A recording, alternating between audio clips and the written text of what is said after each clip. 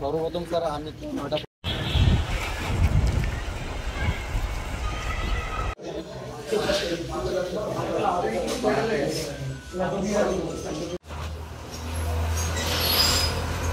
Gate सब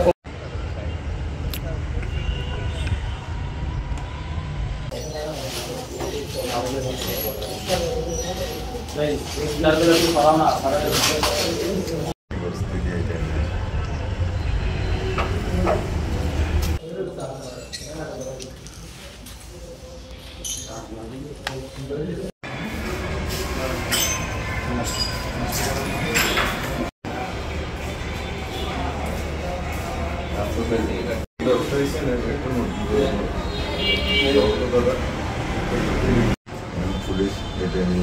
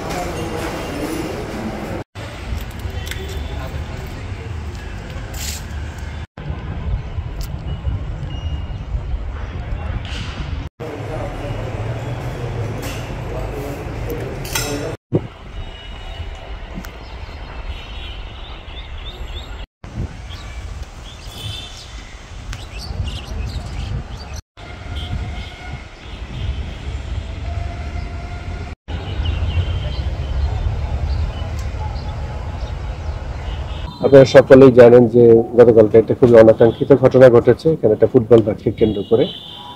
এরপর বেশ কিছু আমাদের সরকারি স্থাপনারও ক্ষয়ক্ষতি হয়েছে, কয়েকজন ব্যক্তি আহত হয়েছেন এরকম মর্মে আমরা জানতে পেরেছি, বিভিন্ন নিউজ মিডিয়াতে এসেছে। তো এই বিষয়ে আমরা ব্যবস্থা গ্রহণ করেছি, দুটি তদন্ত কমিটি গঠন করা হয়েছে স্পেসিফিক তাদের টার্মস অফ রেফারেন্স দিয়ে, এবং পুলিশি ব্যবস্থা এবং আইনগত ব্যবস্থা গ্রহণ করার জন্য কার্যক্রম ইতিমধ্যে গ্রহণ করা হচ্ছে। তো প্রকৃত তদন্ত এবং আসলে আইনগত ব্যবস্থার প্রেক্ষিতে আসলে জানা যাবে প্রকৃত দোষী কারা বা তারা এখানে কোনো রকম অসাধু উদ্দেশ্য আছে কিনা বা কি বিষয়। ধন্যবাদ। আমাদের সাথে গণপূর্তের এক্সএন মহোদয়ের প্রতিনিধি আছেন, তাদেরকে আমরা দায়িত্ব দিয়েছি, তারা আগামী 2 দিনের মধ্যে আমাদের এই পুরো ক্ষয়ক্ষতির বিবরণটি আমাদেরকে অ্যাজ পার স্কেডিউল এটা আমাদেরকে জানাবেন। আইনগত বিষয়ের মধ্যে এখন পর্যন্ত থানাতে এই যে স্টেডিয়ামের পক্ষ থেকে বা এই ক্রীড়া পরিচালনা কমিটির পক্ষ থেকে কোনো অভিযোগ আসে না। আমরা নিজেরাই আজকে দেখতে আসছি, হয়তো পরবর্তীতে এটা করা হবে। আমাদের পুলিশ সদস্যের মধ্যে 3 জন খুব সিভিয়ারলি তারা ইনজুর্ড ছিল, হাসপাতালে ছিল। আমাদের সর্বোচ্চ ক্যাপাসিটিতে এখানে ডিপ্লয়মেন্ট ছিল। এখন আমাদের ফোর্স যারা আছে, আমরা সকালে রাতে আমাদের এখানে ডিপ্লয়মেন্ট ছিল, কাজ করছে। এখানে আমাদের সাথে র্যাব ছিল, আনসার সদস্যগণ ছিলেন, অন্যান্য যারা আইনশৃঙ্খলা বাহিনী তারা ছিল, তারা একযোগে কাজ করেছে। কিন্তু জেলা প্রশাসক মহোদয় যেটা বললেন, এখানে যে 50,000 বা তার উপরে 1 লাখ যে দর্শক ছিল, সেই অনুপাতে ক্যাপাসিটি অনুযায়ী আইনশৃঙ্খলা আপনারা যেটা বলেছেন ওই পরিমাণে তো আমাদের ডিপ্লয়মেন্ট ক্যাপাসিটি নাই। আমাদের জেলায় যতটুকু ক্যাপাসিটি ছিল আমরা সর্বোচ্চ ডিপ্লয়মেন্ট এখানে করেছি।